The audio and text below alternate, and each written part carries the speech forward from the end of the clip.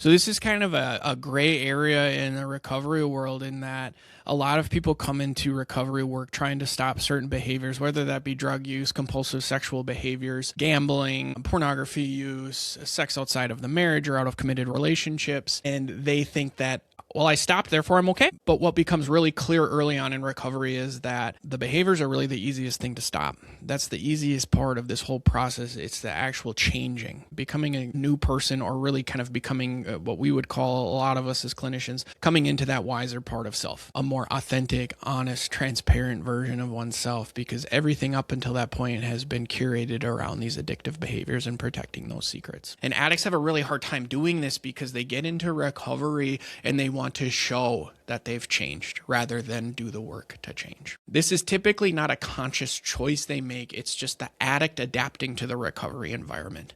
And what I mean by that is that even when you get into recovery, or if you're working with an addict who's in recovery, maybe for a few months, maybe even a year, that addict part is like a virus and it wants to survive.